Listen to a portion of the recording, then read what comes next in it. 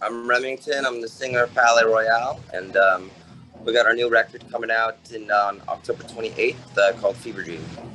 Beautiful, mate. Thanks for joining us today. Yeah, thanks for having me. No worries, bro. So as you mentioned, Palais Royale will release your fourth full-length album, Fever Dream, on October 28th. So how are you feeling about it? I'm feeling really good. You know, we worked so hard on this record, and it's definitely I think it's a huge step forward for the band. So I think it's definitely our best work so far. So I'm just so excited to share it with the world. So tell us a bit more about the album from a musical point of view and what you were going for with it. So the record for me, from a musical point of view, we just wanted to make something that we could be proud of. We didn't make it for anybody or for anything just besides ourselves, because it's the music that we wanted to create and the music that we wanted to listen to. And we added there's so many tracks over 5 minutes that have all these beautiful orchestras and breakdowns, and there was really no limits on this record musically for us. And it was just awesome, just creating everything that you wanted to create with no pressure or no limits or no one telling you no. And I think that was so beautiful, because we really got to express ourselves in the fullest way to it. Mm-hmm. And you've released a title track as well as Broken, Paranoid, Punching Bag, and No Love in LA. So would you say that those songs overall are a good sonic representation of the album as a whole? Yeah, 100%. Those are definitely those are more of our radio friendly singles and stuff. There's definitely more tracks on this record that really take a deep dive, that go even crazier musically. But I think Fever Dream, that song, perfectly sums up the record. I think that's why we named it, after the title track. And many of the songs were composed on the piano, mate. So can you explain that process and how it translates to the final product? Yeah, we created pretty much every song on piano and to acoustic. Not out of a visionary process, but mostly just because we made the whole record in my living room. Right. And couldn't really be loud with drums or loud amplifiers because I've got neighbors. And so we just created everything on piano and guitar. And I think I've always said if it sounds good just on acoustic guitar, if it sounds good just on piano, that means it's a good song. So that's what we're trying to go for. And the band worked in deliberate seclusion for the album. So does that mean that seclusion from the world or seclusion from each other? Definitely from the world. I mean, we were on lockdown.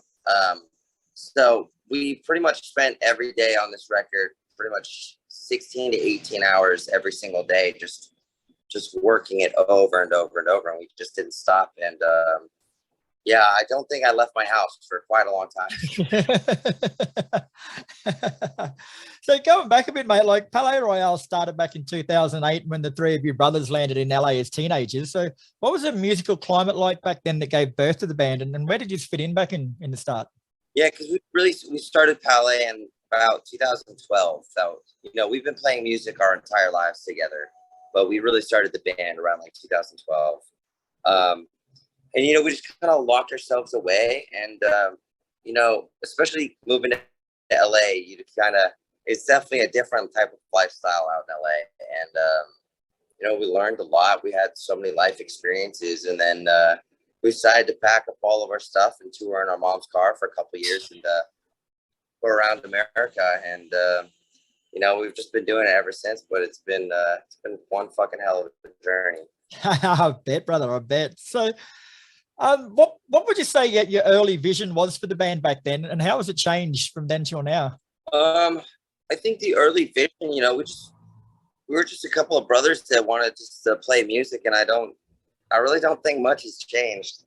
We're playing bigger and bigger rooms, but I think the main goal is just to keep getting better as songwriters and become closer as a family, and just become a better band. And then just to continue just playing music hopefully for the rest of my life, and just I just get to tour this forever. So shit on. And you first brought in a bass player in 2017 and a guitarist the following year. So was it difficult then, like bringing other people into the musical world that you'd created with just you three brothers?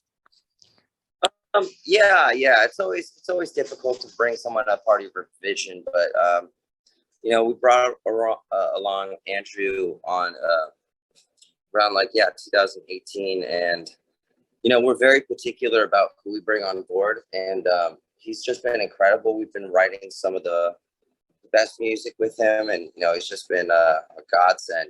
He's bringing some positivity into our lives and stuff. So we're really thankful for him. But yeah, it wasn't easy at first, but we choose our people properly, and he can definitely keep up with us, and very important. And you've also got a loyal fan base that have been dubbed the Soldiers of the Royal Council, mate. Like, I don't know about you, but that sounds like they could do some damage if they all assembled. No, we've got the best fans in the whole world, and I owe everything that I have to them. They're just as much a part of the band as I am. Yeah. Where'd that name come from, the Soldiers of the Royal Council? It's actually our mother's initials, SR. Yeah, so we want to kind of give a little ode to her, so we named it the Soldiers of the Royal Council. Beautiful. And Palo Royale also recently appeared on an episode of Sound and Driven, mate. So how cool was that? That was cool. Not many people would trust me with a very expensive Porsche. So how fast did you get it up to? I think like 140 maybe. Is that miles or kilometers? That was my. Fuck yeah, that's fucking fast, bro. Yeah, trust me, I was scared for my life, but my God, it was fun. Very cool, mate. All right, well, Fever Dream comes out on October 28th, mate. But what do you guys got planned for the rest of 2022 and beyond after that? So we've got a couple shows left of the our North American tour right now, and then we're doing the When We Were Young festivals in Vegas, so that should be a really good time. So I think we're gonna have our album release party out in Vegas. So I'm so excited for that.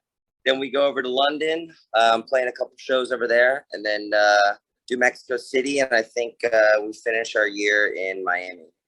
Hell yeah, sounds like a good time, brother. Well, best of luck, mate. The album's a cracker. I had to listen to them last night, and best of luck with everything, mate. And hopefully you make it onto this side of the world one day. Yeah, we would love to. We fucking miss Australia. But thank you so much for having me. Thank you for taking the time, man. My pleasure, brother. You take care, man.